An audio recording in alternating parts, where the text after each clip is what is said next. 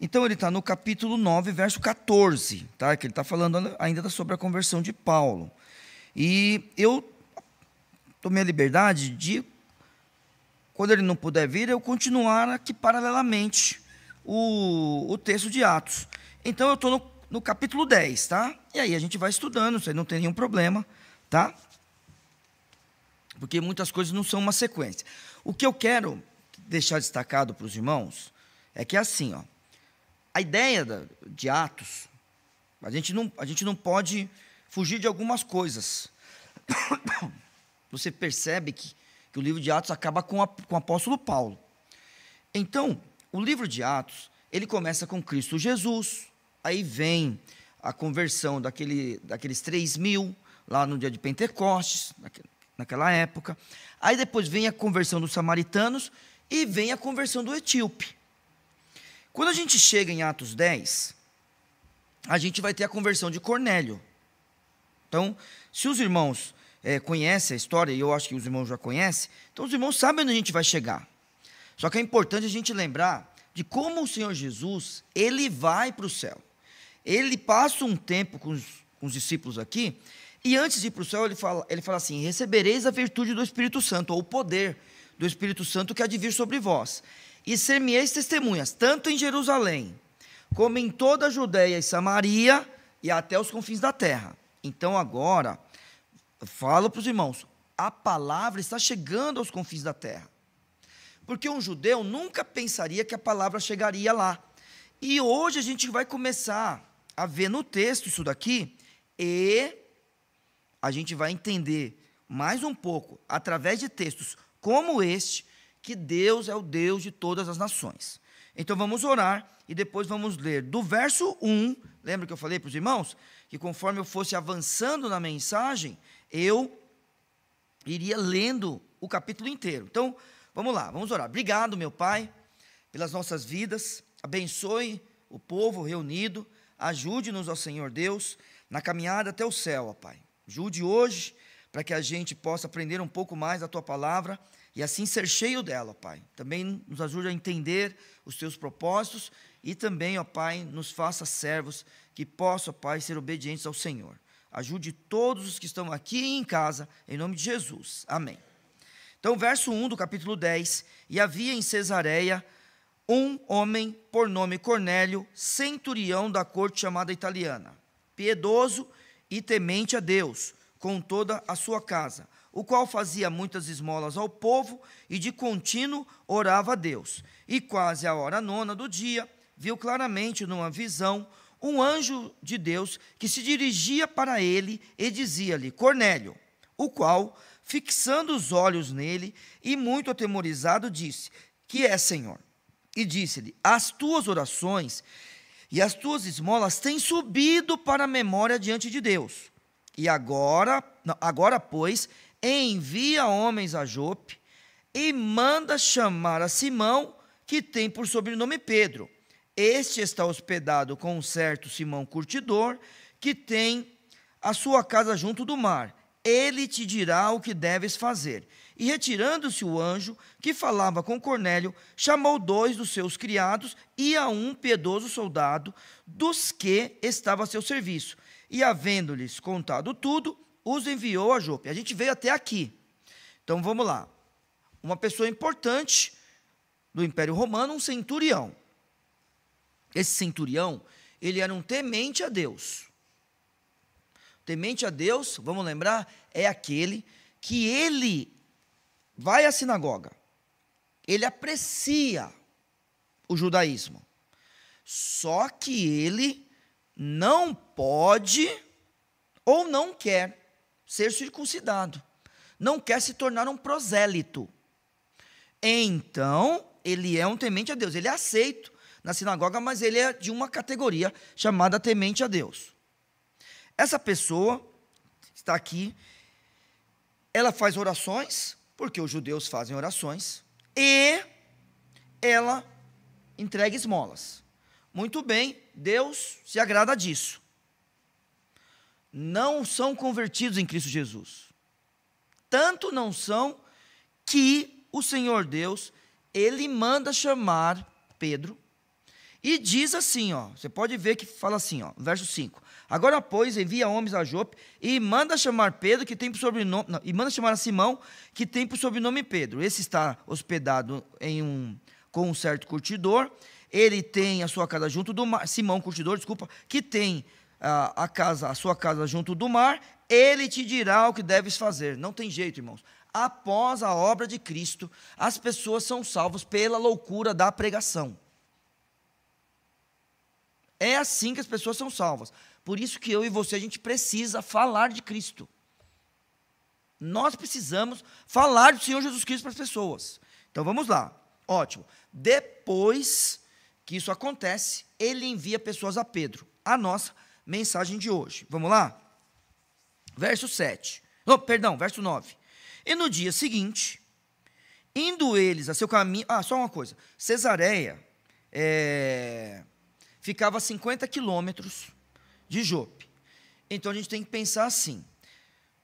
Ou esses homens foram a cavalo, muito rápido, porque você vai ver a hora que eles vão encontrar Pedro, ou eles demoraram algum tempo.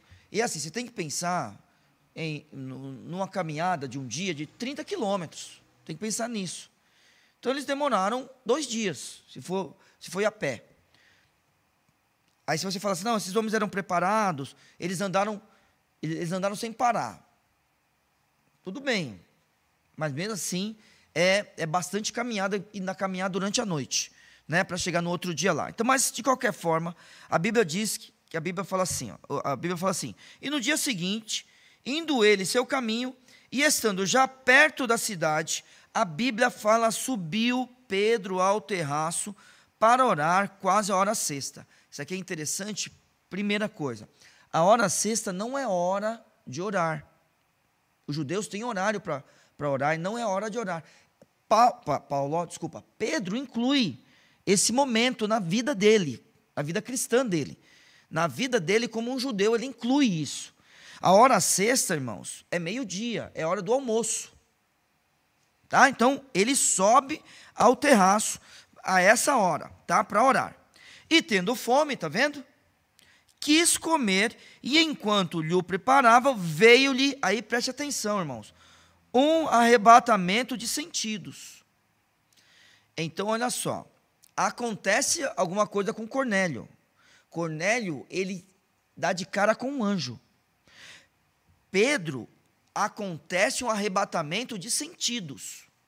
Então, são coisas sobrenaturais que estão acontecendo naquele momento na história da igreja. Então, Atos 1, capítulo 8, tem que ser cumprido. Nós já estamos chegando aos confins da terra. Aí a igreja para? Não. Porque a igreja teve que chegar até a gente também. E a gente tem que chegar em outros. Por exemplo, a gente foi para Alvilândia nesse final de semana. À noite, no domingo, volto a dizer, os irmãos da capelania vão fazer um culto especial. O pastor Nilo, que trabalha nos hospitais, estará aqui conosco. Aí na próxima semana, lá vai a gente para o Pará. É assim, irmãos, a gente tem que continuar. Então, é cumprido Atos capítulo 1, verso 8? Sim, porque já pregou na Judéia, já pregou Jerusalém e Judéia, Samaria, os confins da terra, gentios se convertendo, muito bem. Então, coisas sobrenaturais estão acontecendo. Então, Pedro teve um arrebatamento de sentido, e agora preste atenção, ele está com fome, lembra? Lembra disso? Ele está com fome. Agora veja o aprendizado na vida dele, que Deus traz neste arrebatamento de sentidos. Verso 11. E viu o céu aberto, e que descia a ele um vaso. Então, esta visão aqui, esse arrebatamento de sentidos, essa fotografia que a gente tem que fazer é difícil, mas de qualquer forma, olha só. Viu o céu aberto e que descia a ele um vaso, como se fosse um grande lençol, atado pelas 4 pontas e vindo para a terra. Está vendo? É difícil isso daqui. A descrição, é difícil da gente colocar uma foto na nossa cabeça. Mas, de qualquer forma, o que é importante não é o formato dessas coisas, mas sim o que Deus tem para ensiná-lo. Verso 12. No qual havia todos os animais quadrúpedes e feras, e répteis da terra, e aves do céu. Então, a Bíblia está falando sobre todos, tá? Agora, você tem que pensar, certo? Quando a Bíblia fala todos, é todo tipo que está aqui, é uma coisa óbvia que não, irmãos. Aqui, o que o texto está querendo dizer para a gente? Que ali existiam animais puros e impuros. Só que, a ter contato com os animais impuros, o puro também se torna impuro. Entende como é? Agora, para nós, não existe nada impuro hoje, você sabe disso.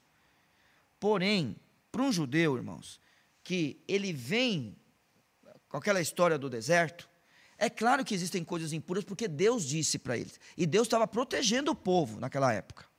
Tá?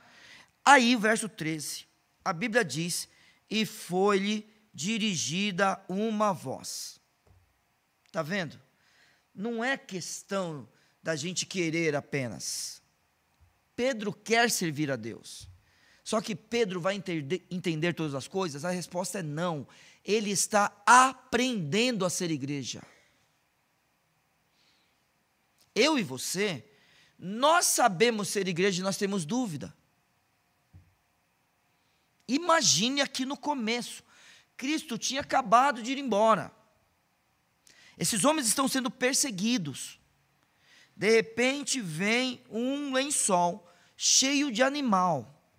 A voz dirigida a ele no verso 13 diz o seguinte: levanta-te, Pedro, mata e come. Isso tudo num arrebatamento de sentido. Você se levante, você mate tudo isso aí e coma. Irmãos, isso não é fácil. Não é. É aquele negócio, olha só, vamos só imaginar. Imagine que a gente ganhe um judeu para Cristo. E ele venha para a nossa igreja. Imagine que isso aconteça. De repente, a gente faz um almoço, um jantar. A gente faz uma ceia de final de ano. E tem carne de porco. Você acha que é fácil para ele comer? Não, se converteu, não tem. Se você acha que é fácil. Ótimo. Tem gente que concorda, eu também não acho. Vamos lá, ó. Esse judeu é um jovem, casou-se, nasce seu filho, homem. Você acha que ele vai deixar de circuncidar o jovem? Entendeu? Não, irmãos, não pode pensar com a nossa cabeça nesse texto. A gente tem que pensar para quem a voz está sendo dirigida. Está sendo dirigida para Pedro. E esse texto, irmãos, ele é maravilhoso aqui no livro de Atos. Porque o texto diz assim no verso 14: mas Pedro disse, de modo nenhum, Senhor, porque nunca comi coisa alguma comum e imunda. Deus está querendo ensinar esse homem. Porque Deus sabe que quem está vindo falar com ele? Gentios. O Senhor Deus está no controle de tudo. O Senhor Deus falou com o gentio já. Manda chamar Pedro. Este homem que tem poder, tem autoridade, tem dinheiro, manda pessoas atrás de Pedro. Essas pessoas estão vindo. Irmãos, Deus está avisando Pedro. E aí, eu quero só fazer uma aplicação rápida aqui, sem forçar o texto. Que a gente também ouça os avisos de Deus para a nossa igreja, para a nossa família, para a nossa vida. Deus tem nos ensinado, irmãos. A Bíblia, ela é dinâmica e atual. Nós precisamos cuidar do povo hoje com a Bíblia que Deus nos deu, que cuidou do povo de Deus no século I. Não, no século I não, porque ela não estava toda completa, estava sendo escrita, né? Mas vamos imaginar, no século V, no século X, no século XV, no século XVIII, cuidou do povo de Deus, com as coisas que o povo de Deus tinha naquelas épocas. Lembra do exemplo que eu dei? Agora o problema é que eu não sei se é aqui, da minha avó. A minha avó só foi batizada, né, mãe? Depois que meu avô morreu. Ela se converteu e meu avô simplesmente casou com ela. Mas não tinha o papel do cartório. Eu nem sei se existia cartório naquela região. Quem era rico. Então, pronto. Não tinha papel. Agora, você acha que meu avô ia casar? Não, ele falou, não, a minha palavra é uma só. Eu sou casado. Mas a igreja não aceitou. Quando ele morreu, ela, idosa, foi batizada. Então, percebe? A gente tem que cuidar desse povo. É, isso. Tem que cuidar. Então, tem sempre que lembrar dessas coisas. O que Pedro fala quando ele olha para os animais? Nunca comi coisa imunda e nem comum. Então, existem coisas para mim. A Torá, o Velho Testamento, né, o Pentateuco, desculpa, o Pentateuco me diz o que eu devo comer e o que eu não devo comer. Eu aprendi isso aí. Pois o Evangelho precisa chegar nos confins da terra, não precisa? Não é? Os samaritanos já ouviram do Evangelho. Os judeus já ouviram do Evangelho, só que a promessa era para os judeus, para os samaritanos e para os gentios, porque tem que chegar nos confins da terra. Verso 15. Então veio a primeira vez a voz, no verso 15, e segunda vez lhe disse a voz: não faças tu comum ao que Deus purificou. Então, Pedro está aprendendo com Jesus Cristo aqui. Não faça comum o que Deus purificou. Pedro é obediente a Jesus Cristo? Irmãos, é claro que Pedro é obediente, do mesmo jeito que eu e você, nós também somos. Mas nós temos dúvida nas coisas? É fácil tomar decisões? Mas o Senhor Deus está preparando Pedro. E aí a Bíblia fala no verso 16, e aconteceu isso por 3 vezes. Então, no arrebatamento de sentido, Deus falou com Pedro 3 vezes. E aí, o vaso, ele foi recolhido. Está no verso 16. Hoje em dia, o Senhor Deus não fala conosco através de arrebatamento de sentidos. E você pode ver, irmãos, é assim, ó, vamos lá. Ó, a gente ouve falar em Mateus, porque ele tem um evangelho. A gente ouve falar em João, que realmente tem uma importância aqui. A gente ouve falar de Pedro.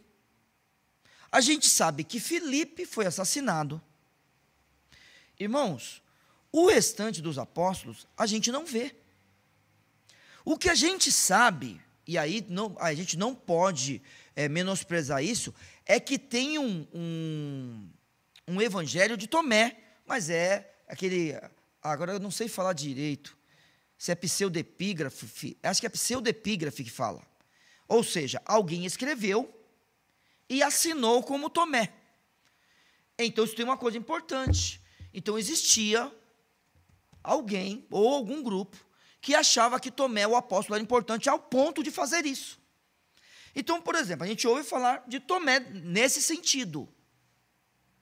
O restante que a gente ouve falar é Paulo, é Tiago, irmão de Jesus, e Judas, que provavelmente não. Esse é irmão de Jesus mesmo? Deixa eu ver. Está escrito lá, agora eu não lembro, hein? Se está escrito. Judas, deixa eu ver. Só para os irmãos. Não, está falando que é servo do seu irmão de Tiago. Está vendo? Então é meu irmão de Cristo também. Tá bom? Então olha só, irmãos. É desses homens que a gente ouve falar.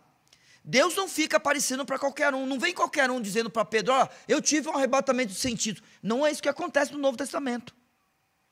Então, olha, irmãos, acontece algumas coisas no Novo Testamento, mas não é com qualquer um não, viu?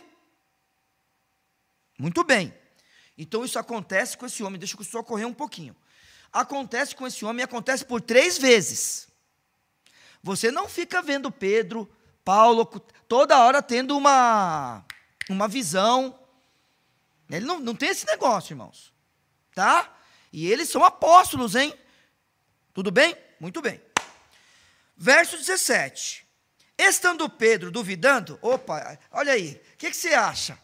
Ô, irmãos, ele é um homem igual a gente ou não é?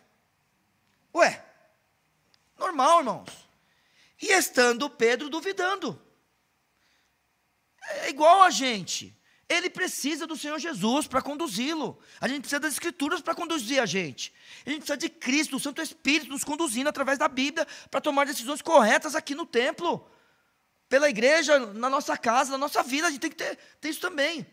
Do mesmo jeito que você duvida, Pedro duvidou, eu duvido.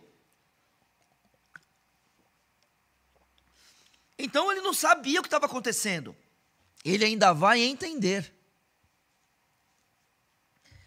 E depois, no Concílio de Jerusalém, ele vai usar isso aqui. Isso que aconteceu na vida dele. Porque os outros também não estavam entendendo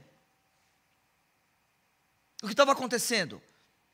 A obra que Cristo estava fazendo no mundo. Na minha mensagem, na viagem missionária, eu falei sobre um ateu. Eu vi um ateu falando assim que ele não consegue acreditar em Deus, por isso que ele é ateu, óbvio, né? Mas ele falou assim, mas se Deus existir, só pode ser o Deus de Cristo. Olha o que ele falou. É o único que pode. Porque ele falou assim, todo mundo teve uma visão com Deus, menos Cristo. Olha, eu achei demais aquilo lá.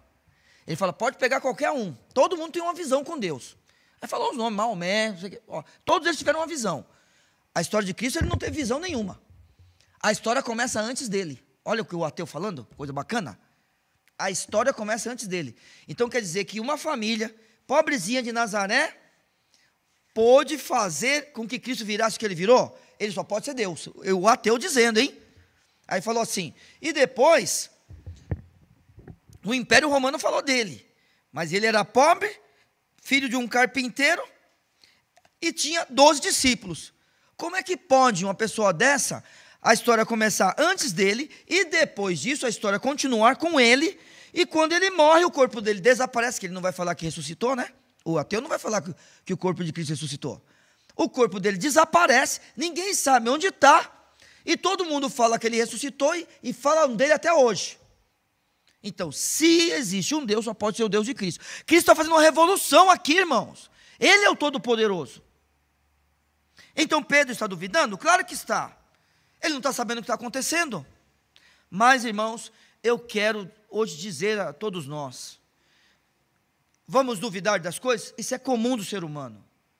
Mas vamos estar atentos ao que Deus está falando para nós. Verso 17, e estando Pedro duvidando entre si acerca do que seria aquela visão que tinha visto, eis que os homens que foram enviados por Cornélio pararam à porta, perguntando pela casa desse irmão. É assim, Deus controla as coisas mesmo. E isso aqui é certeza que já aconteceu com todo mundo aqui. Alguma coisa que de repente é uma confirmação de Deus na nossa vida. A gente não precisa de um arrebatamento de sentidos. A gente só percebe que Deus está agindo. Aí a gente fala assim, a gente vai contar e de repente, aí eu entendi. Esse tipo de coisa acontece com os crentes hoje. De Deus controlando as coisas.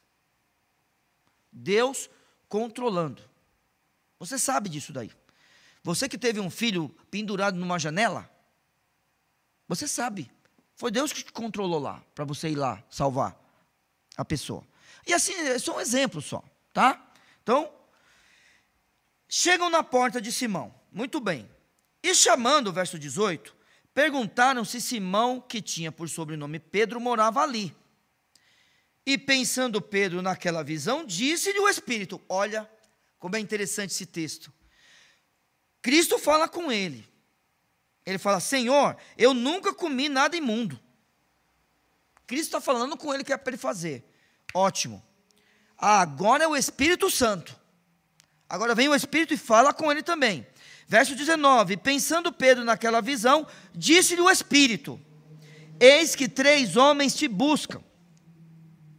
Levanta-te, pois, desce e vai com eles, não duvidando, porque eu os enviei. Só que esses homens vieram de onde mesmo? Quem lembra? Não, Pedro está em Jope. Esses homens vieram de Cesareia. Esses homens são gentios. Vamos lá. Um judeu recebe um gentio em casa? Um judeu entra na casa de um gentio? Um judeu anda com um gentio?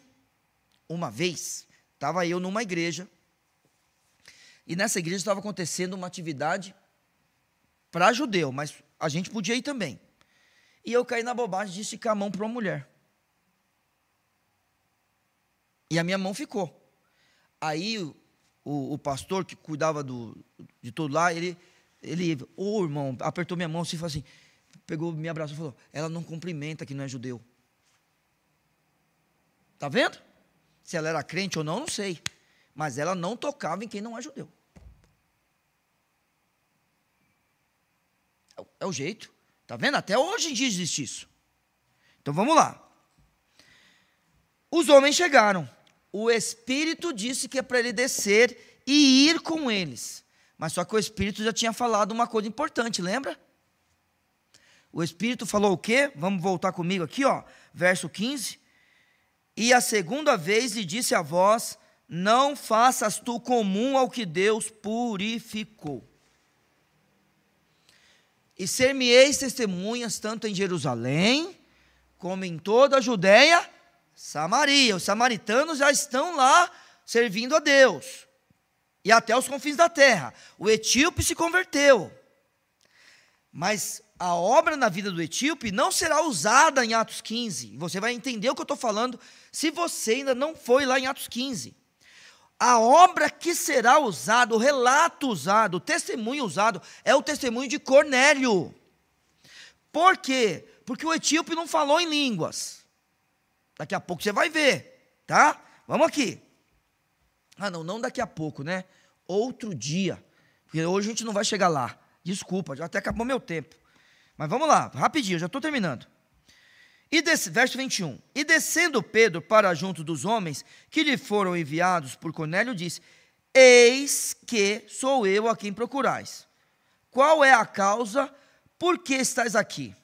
E eles disseram, Cornélio, centurião, homem justo, e a Bíblia diz mais uma vez, e temente a Deus, e que tem bom testemunho de toda a nação dos judeus, foi avisado por um anjo. Aí já pensou na cabeça de Pedro? Agora há pouco eu tive uma visão também. Hein? Deus estava me preparando para eu receber vocês, né?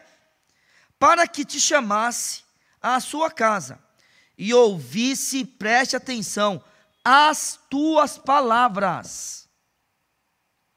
Este Cornélio e toda a sua casa, eles irão se converter quando ouvirem do Evangelho. Porque por enquanto eles ainda estão esperando o Messias. Ele é simpatizante do que o judeu fala. Verso 23, eu acabo aqui. Então, chamando-os para dentro, está vendo? Os recebeu em casa. E no dia seguinte foi Pedro com eles, e foram com ele alguns irmãos de Jope. Então, realmente, Pedro está entendendo o que o Senhor Jesus falou para ele, e o que o Espírito falou. Meus irmãos, que o Espírito fale conosco também. Ele habita em nós, que Ele fale conosco e que Ele nos dirija através da palavra para que a gente tome também decisões para a glória de Deus, em todos os aspectos das nossas vidas, todos. E eu digo, pensando na obra de Pedro, vamos pensar na igreja, que a gente tenha sabedoria para tomar decisões com a igreja para a glória de Deus. Este homem no dia seguinte foi junto com aqueles outros homens e outros irmãos, interessantíssimo, isso será importante em Atos 15, e outros irmãos, para que Cornélio ouça da palavra do Senhor e receba o Espírito Santo. Então que Deus te abençoe, que a gente tenha uma boa semana. Vamos lembrar, domingo pela manhã, pastor Ricardo comemora mais um ano de ministério. Domingo à noite, nós teremos um culto dirigido pelos irmãos da capelania. E que Deus nos ajude a trabalhar fora dessas paredes. E que a gente cuide um do outro aqui, para que a igreja seja edificada. Vamos orar. Obrigado, meu Senhor. Agradeço pela tua palavra e peço que o Senhor abençoe, ó Senhor Deus, o teu povo, no estudo dela e também, ó Senhor Deus, no cuidado com suas vidas, suas famílias e com nossa igreja. Nos leve para casa em paz, nos dê um bom resto de semana, em nome de Cristo Jesus, o nosso Salvador. Amém. Irmãos, Deus abençoe. Os irmãos de casa, um abraço.